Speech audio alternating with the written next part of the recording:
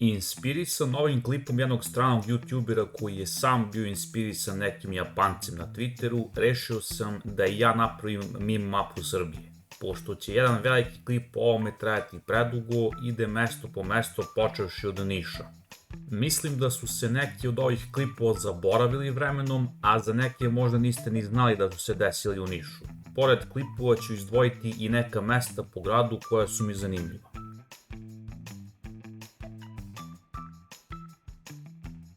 Dobar dan. Dobar dan. Znate da ste nepropisno parkirani, ovde nije dozvoljeno. Znamo. I? Šta i? Šta i se desio ovde, blizu kružnog toka u ulici Nikole Pašića. Ne znam šta je ovaj čovjek poručio i šta je čekao da pokupi, ali u okolini ima par mesta gde se nešto za jelo može kupiti.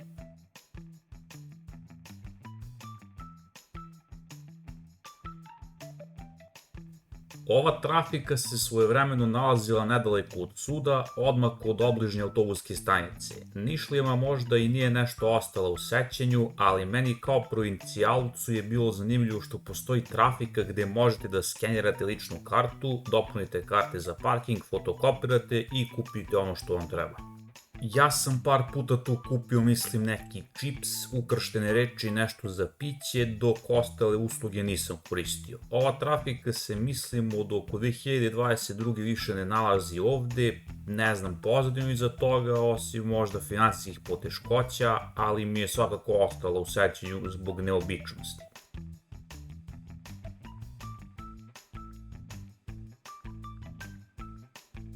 U ovoj gimnaziji se nisu desili neki poznati mimovi, bar ja zato ne znam, ali je ona meni, a verujem i svima van Niša, jako čudna zbog svog naziva. Dok je ova škola službeno poznata kao Svetozar Marković, u samom Nišu je daleko poznatija kao Grobarska, odnosno Grobarska gimnazija. Škola se tako zove zato što se nalazi blizu starog groblja. Ovo je meni kao nekom ko nije rodom iz Niša bilo nepoznato, a sećam se situacije da kada mi je jedan Nišlija rekao da je išao u Grobarsku gimnaziju, mislio sam da me zeza, a iz šale sam takođe zamišljao kakve li predmete tamo predaju. Kasnije sam tek provalio u čemu je stvar i zašto je ta škola Grobarska.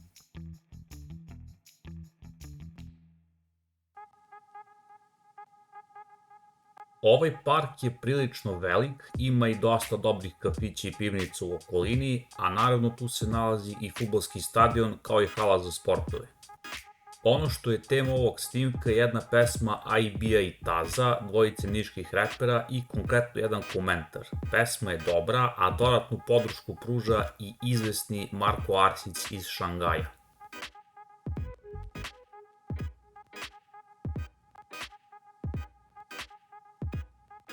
Mi, građani Brzog Broda, pogotovo stari sedeoci koji posedujemo naše imanje, koji živimo trenutno sa 70% obradljivog zemljišta, nikakvih prilazi nemamo već 2 do 3 godine preko mosta. Sad idemo malo na periferiju Niša, konkretno u Brzi Brod. Verujem da je ovo snimak koji je definitivno proslavio Brzi Brod i učinio ga poznatim. Međutim, da li znate kako je ovaj snimak nastao? U opisu snimka se može vidjeti da je on vlasništvo montažera koji se nije potpisao sa sada pokojne niške televizije. Bio je vikend i trebalo je snimiti neku anketu o ovom mostu, a televizija je poslala samo snimatelja i asistenta. Napravili su neke snimke, ali nije bilo ljudi, pa je asistent našao neke ljude kako piju ispred obližnje prodavnice, a ostalo je istorija. Kao što se može vidjeti iz opisa, televizija nije htela da emituje ovaj prilog, pa je on rasturan po Nišu najpre preko fleški. Ne znam puno o samim akterima, od nekih sam čuo da je Živković Slobodan preminuo, ali to uopšte nisam proverio, pa ne znam da li je tačno. Danas je most obnovljen, što možete vidjeti i na ovom YouTube kanalu i snimku. Most je funkcionalan, ali kao što je jedan u komentarima rekao, zbog ovih prepreka se ne mogu koristiti prilazna sredstva poput freze.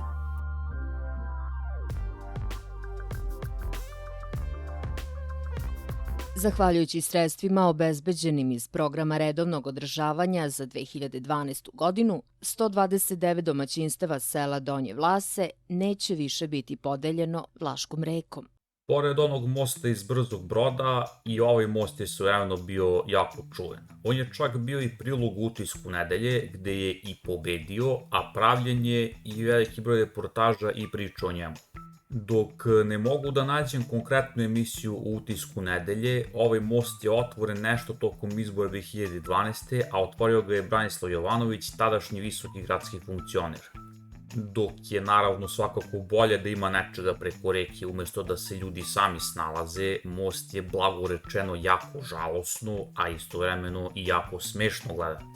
Za ovaj most sam saznao preko južnih vesti, konkretno stranicu o Branislavu Jovanoviću, a kad smo već kod južnih vesti,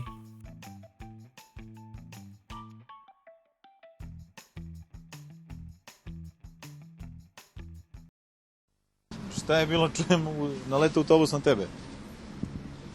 Samo sam osetio bao i ništa više gotovo. Pa si brzo išao, šta je bilo?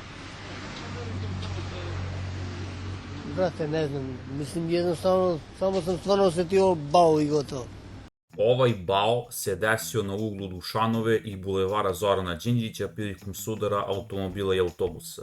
Pored opisa snimka, dodatna potvrda da se ovo ovde desilo je i ovaj Simpov salon koji se i danas tu nalazi. Ko je kriv za udes ne znam, ali budući da jedan od aktera kaže da je malo popio, ali da može da se kontroliše, mislim da mogu da pretpostavim šta se desilo. Dodatna zanimljivost je ta što mislim da put kojim je ovaj automobil ušao u glavnu ulicu više nije dostupan, odnosno pregrađen je. Ovoga se lično ne sjećam, jer kada sam došao u Niš put je već bio pregrađen ovom travatom površinom, ali kada na mapama, a i snimku ovo pogledam, deluje mi da ovo nije od uvek bilo tu i da je iz Dušanove moglo da se ovde direktno ode na bulevar Zorana Đinđića. Ovde imate i par zanimljivosti. Ovaj gospodin nosi uniformu Vojske Savezne Republike Jugoslavije, ako ne grešim. Osoba koja je okačila snimak, a možda i odradila ovaj intervju, Predrag Blagojević, bi trebalo da je jedan od zaposlenih u Južnim vestima, a i udes se desio neposredno kod ove zgrade koja je najviša stambena zgrada u Nišu. Hajde malo sada o njoj.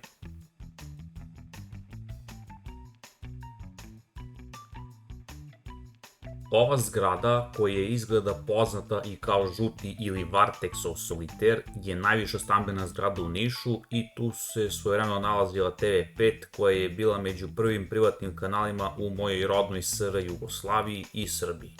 Kanal je bio jako popularan i gledan u Nišu, a sećam se kao kroz maglu i da je bilo par reklama kod zgrade pošte u mom rodnom gradu. Tada su imali ovaj logo. Nažalost, kanal mi je šuštao i nisam mogao da ga gledam, ali srećom na internetu postoji par arhiviranih emisija. Što se tiče mimova i zanimljivosti, jedan od članova grupe Defense, Marijan Todorović Joker, je ovde radio i imao je svoju emisiju pod nazivom Pozorištance, gde je on glumio nekoliko uloga. Ne znam da li je prvo nastala pesma ili ova emisija, ali moguće je da je emisija prva, budući da je Todorović član Niškog pozorišta. Jedan deo spota pesme Đubretara, koju je on snimio sa Ivicom Blanušom, odnosno IBM, je snimljen na samom vrhu zgrade, a jedan deo spota pesme Centrifuga, o kojoj će reći biti kasnije, kada ću se vratiti na ovu zgradu. Šta je seljaci, šta vas muči koči, ko vam bode oči, Nišlije u kući, ko će da se kurči naš vas Turci 500 godina pa pričate giguga, sad treba Beograd da vas sluša. Za ovaj soliter imam jedan svoj lični mim, odnosno zanimljivost. Kada sam prvi put došao da živim u Nišu, odlučio sam da ga istražim tokom jedna od mojih dugih šetnji kako bih video čega sve ima, a i da vidim gde je šta i kako mogu da se snađem po gradu. Sećam se da sam na jednoj visokoj zgradi, odnosno ovoj, primetio da stoji B5, što mi je bilo zanimljivo i prvobitno sam mislio da je to neki jugoslovenski sistem označavanja zgrada u Nišu i da pored B5 postoji B1, B2, B3 i B4, pa sam samom sebi zadao neku mini misiju da saznam gde se nalaze ti znakovi. Mnogo kasnije sam slučajno na Wikipediji naišao na članak o TV5 soliteru i provalio sam da sam konj. Ono što sam mislio da je B5 je u stvari ostatak od drugog loga TV5, s tim što je slovo T otpalo nešto pre mog dolaska u Niš, pa sam ja samo zatekao V5 koje sam mislio da je B5. Onaj spot za pesmu Đubretara je snimljen dok je T još uvijek bilo tu, a u međuvremenu je ovo V5 sklonjeno ili otpalo samo od sebe, pa je neko nacrtao grafit smajlija na tom mestu. Vratit ću se nazad na ovu zgradu, ali prvo moramo da odemo do Niške tvrđave. Alo Beograde, zovem te iz provincije, želim da te pitam kako služe vas financije, šta rade na frekvencije, što ne vidiš nas danas, šta ima novo kod tebe? Ovo je pesma koja je nastala u produkciji TV5 i lokalnih niških repera, a spot je u ogromnom delu snimljen na Niškoj tvrđavi. Ovdje imate IB-a, Taza, kao i Defense, odnosno Markonjera i Džokera. Navodno je glavni razlog snimanja pesme bio taj što je kanalu TV5 odbijena prijava na nacionalnu frekvenciju, iako su imali kompletnu programsku šemu i bili su gledani, a na primjer Happy Košava dele jednu frekvenciju i nemaju punu programsku šemu, pa su dobile ipak nacionalnu frekvenciju. Svakako ima i tema o preteranoj beogradizaciji Srbije, da tako kažem. Ne mogu da nađem previše vesti o ovome, ali pesma je izgleda svojevremeno izazvala dosta reakcija, bar mi tako deluje kada vidim neke komentare. Nemoguća misija koja se davno emitovala na Pinku, kada su se trudili da zapravo imaju neku varijantu normalne programske šeme, je mislim u zgradi TV5 snimila jednu emisiju na ovu temu. Mislim da je voditelj bio Miroslav Ćosić i da je u skladu s tim ovo bila emisija Peta noć, koja bi trebalo da se emitovala petkom, a ne mogu da prepoznam ko je ovaj skroz desno. Nažalost, zaključno sa datumom objave snimka nije objavljena cela emisija, već samo ovaj trailer. Svakako je ovo još jedna zanimljivost koja se desila u zgradi TV5 Solitera, a jedan deo spota za centrifugu je mislim snimljen u toj zgradi, konkretno onaj Džokerov deo.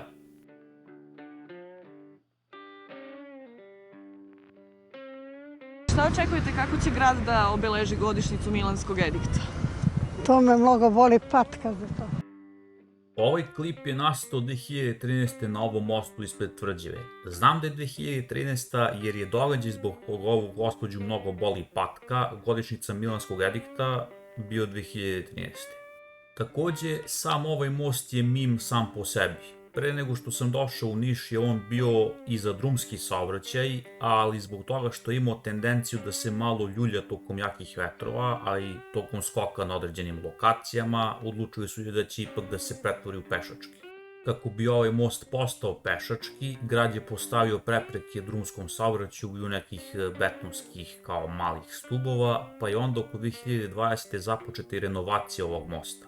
Ona je legendarno dugo trajala u poređenju sa dužinom mosta, pa je u međuvremenu nastao i sajt jelgotovmost.com koji je pratio njegovu rekonstrukciju. Sajt više nije dostupan, ali arhiva koju ću okačiti na svom sajtu, a i pustiti u opisu jeste, pa možete i sami da vidite kako je to teklo. Dobar dan, može kratko pitanje? Izvolite. Kako biste rešili problem pasa lutalica? Da se pokupe, da se oderu, Kinezi da prerade kožu i da se smirimo, da se otkačimo od njih. A zar nije to malo surovo? Nije surovo, oni neka ih deru fino, nežno. Neki udare opijom, prijatno. Ovaj snimak je nastao nedaleko od mesta gde je onu gospođu zabolela patka, na trgu Kralja Milana, odnosno kod konja. Niš istina ima probleme sa psima lutalicama, a ovaj snimak je konkretno bio deo reportaže jedne lokalne televizije gde su građane pitali o njihovom mišljenju o psima lutalicama. Ne znam ko je gospodin sa snimka, ali sam ubeđen da sam ga jednom video u forumu na poslednjem spratu kako sedi u onim foteljama za masažu. U Nišu, današnji datum, 3.12.2012. godine. U potpisu radnici Niša. A gde je pečat?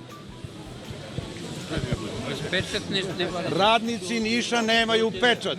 Radnici Niša nemaju prava. Prijatelju, ne znam ko ste vi i odakle se javljate. Ovo se desilo blizu trga Kralja Milana kod današnje zgrade opštine. Postoji nekoliko snimaka o ovom čoveku i događaju, ali ukratko prilog je snimila televizija Bela Mi, a u toku je bio protest zaposlenih u nekoliko starih firmi u Nišu koji su protestovali zbog velikog broja zaostalih plata. Čovjek koji je izgovorio čuvenu rečenicu je Zoran Petrović. On je za lokalne medije rekao da je radio u građevinaru koji mu je dugovao priličan broj plata, a da je pečat potražio jer nije znao osobu koja je čitala saopštenje koje je trebalo da predstavlja okupljene radnike. Ne znam da li je Dragan Petrović dobio zaostale plate, ali bi svakako sva dugovanja trebala biti isplaćena ako već nisu. Da li ste glasali danas? Jesam. Kako komentarišete rezultate izbora? Pa nisam čuo šta je bilo. Ubedljivo vodi Smiljko Kostić. Pa dobro, što sad da se radi. Za ovaj događaj zapravo imam zaseban videoklip. Ukratko, ovo se desilo 3. oktobra 2004. za vreme drugog kruga za izbor gradonačelnika Niša. Ono što nisam znao o klipu je dopunio Žika Promaja, pa se sad zna da je ovo snimljeno za TV5, da je novinar bio Branko Pašić rodom iz Bora i da se ovo desilo negde kod Crvenog pevca. E sad kad smo već kod Promaje... Niko nije kriv što je vetar kriv. Hronološki gledano je ovo možda jedan od najstarijih sačuvanih srpskih mimova. Desio se na pijaci kod Tvrđave maja 95. Ovo je zapravo bio jedan skeč koji je dosta korišćen u Promaji, jednoj emisiji koja je išla na sada pokojnoj TV5. Ukratko, Promaja se bavila raznoraznim zanimljivim događajima, uglavnom smeštenih oko Niša i juga Srbije, mada je jedna emisija snimljena i u mom rodnom gradu kada sam ja bio baš mali. Mogao bih da vam ispričam kako je ovaj događaj nastao, ali preporučujem da pogledate ovaj klip na kanalu Dragana Stojanovića koji je svojevremeno i vodio Promaju.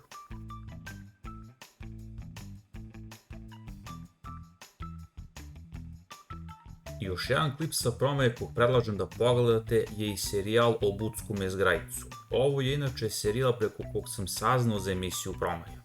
Jedan drugar mi je rekao za Bucka Mezgrajca nakon što sam jednom prilikom bio u Mezgraji, opet predlažem da sami pogledate ove klipove, ali ukratko Dragan Jovanović zvani Bucko je 1991. bez ikakvog poznavanja stranog jezika kupio kartu za Tokio kako bi uživo gledao Crvenu zvezdu na interkontinentalnom turniru.